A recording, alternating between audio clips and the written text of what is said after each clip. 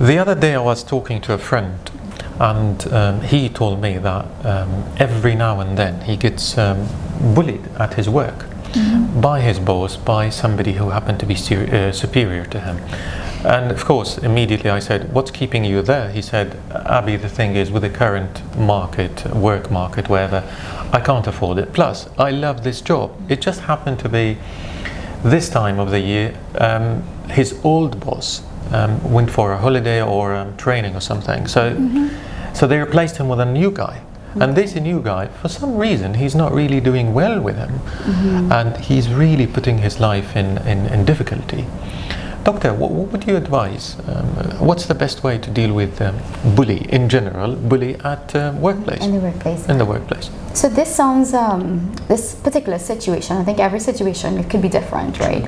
But this particular situation, there's a direct person who's in making you feel uncomfortable, right?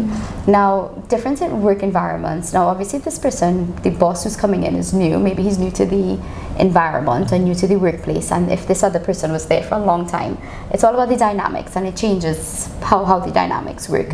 So in Occ Health, what we look at is the different aspects of stress, and there would always be a policy that the company should have anyway. We hope the company should have a policy in terms of how to manage, how to report, what we should do. But for me, if it comes to the personal level, first thing I do is start documenting. You need to have... Documenting? You mean writing down, he did this, he did that? Correct. This happened on this date.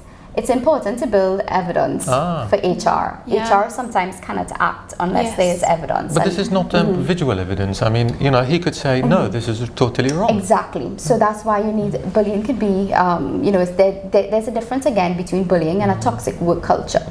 So if there's a work culture that's toxic, then it'll be very difficult to pinpoint. Extremely sometimes. Extremely difficult. Exactly. But if you have emails, you have messages, phone calls, whatever it is, comments, something happened in a meeting, if you had a recording, if they're all online now, you have online meetings, whatever it is, you need to still gather your evidence. This is obvious. In this case, probably I should have told you, his boss, when he comes in the morning, he goes and say hello to everyone. When he comes to his desk, he ignores him deliberately. And he said, how on earth can I report that? I don't think you can, you know. The other thing he's doing, one of the things he's doing with this guy, is he completely not send him the email. Let's say tonight they're getting together. Everybody knows they're going out, especially weekend or New Year or Christmas or something. There is an event. This guy is last to know, and he would know from a friend. So this is a bullying as well, isn't it? It's a form of bullying. It is a form of bullying, exactly. But again, you want to look at, I'm coming to you from a different perspective. This is an occupational health doctor perspective, right? How long has this person had to have the interview now? How long? Because this is very specific situation, you're right. The guy just got the job. I mean... so he's new to the... Which one? The boss. The boss. The new boss got the job because the previous boss went for training or a holiday, something like that. I can't remember. So he's temporarily there. Okay, and what about the person who's... No, he's very experienced. And he is the most experienced person in that field. So if he is, you see... So probably he's jealous or something. Exactly, insecurity. Must be.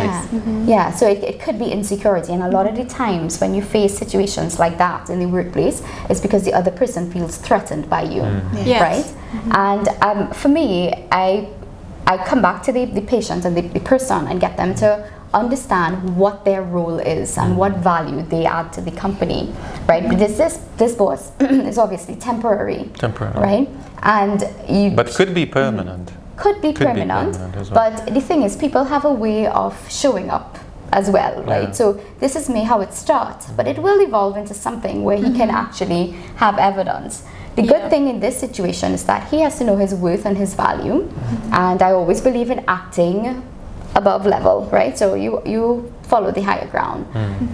If you're being left out in this situation, accept it, it's fine. You do not need to be you know, the boss doesn't need to tell you, because you're waiting on this new boss to validate you and what you're able to do. In the workplace, your work shows up. I know what you're saying. I can understand, but it's not easy to digest It's this not. idea every Yes, day. exactly. There must be an email going, there must be new information Exactly. coming. But that is and also this guy evidence. is not sharing. That's also evidence. And even in the morning when he comes, the boss, when he comes and shake hands with everyone and deliberately ignore this person. But just go and shake his hand. You know what I mean? You have to confront them as well, right? Because if you feel, once you show that your emotions are being affected by him, he has a trigger. He needs to know that I can get under your skin, right? And when they feel that sense of power, that's what they want. They want that sense of power, and that's what keeps them. So you nip it in the bud. You have to nip it. You have to, right? You have to nip it, because if you do not address the bully directly and call him out on it, but you don't have to do it directly as well. You can say, "Oh, you missed me this morning. Good morning." You know what I mean? And like show that there's no bring the humor, exactly. That's a good way. Humor. Yeah. Bring in the humor, show your characteristic strengths, and you have to bring that out to the table and show that I am not intimidated by you. Even if you are inside, you could be dying inside, but the outside, you need to just, good. you know. So you know his feelings, totally, yes. And that's what exactly he said. He said, I'm really dying from inside. Yes. And it's been 3 toxic months this person is spending in this kind of work. Although he loves it, now you know what he's saying? He's saying, I'm thinking of leaving or complain to the higher, what do you call it, authority, and which he did, and they did nothing. Absolutely nothing. Which is what happens. Which is what happens typically. And he's, to him now at the moment, he's saying the only choice I can see is leave my work. And that's the thing, and that should, from a health perspective, that is not something we would encourage. Right? It should not be that one person has to lose their job or leave a job in order to feel that they have to thrive, especially when this new person is temporary, right? There are many different ways that you can deal with it. One, I was in a very toxic work environment, right? And that's the first time I got as a doctor. As a doctor, right? Very, very toxic. And I thought I was going crazy because just like him, I could not get something to hold on to. Like I couldn't have proper evidence to say this was actually happening, right? It was just so mysterious. It was like a mysterious toxicity all directed towards me, right? Wow. I was the one it's outsider. Very painful. Yeah, it is very painful. bleak as well. But again, I have the knowledge and the training, alhamdulillah, but I reached out to an executive coach, right? Because I needed somebody to validate that I was not going crazy in this situation, that I am not treated unfairly. Yes, that it was not imaginary, because that was one of the pain points for me, was that am I imagining this? Is this real?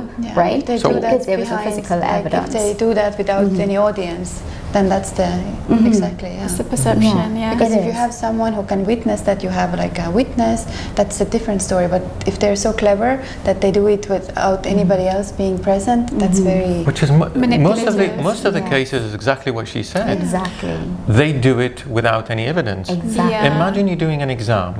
You're doing some kind of an exam.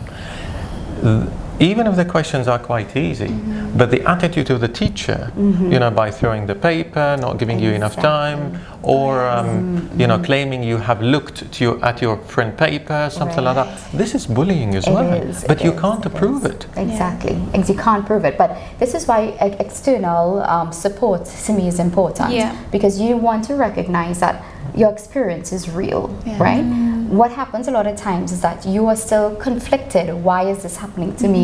What have I done? And you're trying to find an internal problem in yourself, because the world or whoever is perceiving you as a problem. But you start to question yourself. You start to question yourself. And it breaks your self-confidence. It breaks your self-esteem. And when that starts happening, that is the ripple effect for things to go downhill, right? So it's really important to get that emotional support if you need it, even if it's just that.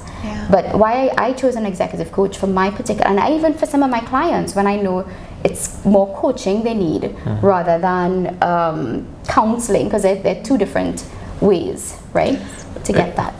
Elise, what's your best advice for this kind of scenario, or any scenario in your mind? I was thinking one day I did go to work and I had some, luckily we used to change colleagues all the time, you know, flying, we work with different people every time, so that was in my favor on that day. But I did have a senior who was always breathing down my neck and, why are you doing it like that? just very negative comments, and I didn't feel good. And by the end of the day, I was actually locked myself in the toilet and I was crying. And that's the only time that I ever allowed that to happen. I was lucky because the next day you go to work, it's a completely different work. Yeah. So that's. But when you went and cried, you felt relieved. Yeah. You know. You have to let it out sometimes. Yeah, I did. I had to. Yeah. I even walked away. He was saying something to me, and the moment I was like, "I'm sorry, I need to leave." Yeah. So I removed myself from the situation. I had a little cry, and I felt better. Did you inform him? Did you tell him? I didn't. It's not easy. No. But again, it's his circumstance and his situation. I took it down to his personality, and you know what they say: hurt people hurt people. Yes. So I was like, I haven't done anything wrong. I would do the things that I did that day. I would have done them any other day at work. Right. So I didn't believe it was my fault. Exactly. I'm not accountable in this. Right. And the issue situation. did not escalate because you did not add more fire I or didn't add add more fire. wood to it. Yeah. And that's something actually that helps, is to have that security, knowing that you do the right thing, just doing the right thing, and you know that actually they don't have anything that they can use against you. That's true. That gives you some kind of inner strength as well, and That's very security. true. So you would advise to go and talk about it to the person, or you would say, you know what, let it go as Elise did, and we will see how it goes. It depends on the situation. Agreed. Really. Right. It really Yeah. depends on the Agreed. situation. If you're lucky enough that you have witnesses, like I mentioned earlier, that's very good. That you can have someone else to support your, like validate what's happening to you, and then of course you can try to address it with the person as well. Because sometimes what we perceive as bullying, not this case that you explained, but there are some other situations. For example, someone is making jokes on you, or like Oh, that's dangerous. that you can actually they are thinking they're just joking, but you can it can be offensive, it can actually make you feel very uncomfortable, and in that situation it is important to actually address this situation and tell the person, like, you know what you just said, I don't find it funny, it makes me uncomfortable, it hurts my feelings, or something like that. And when you do it, you have to come from a position of strength as well. Exactly.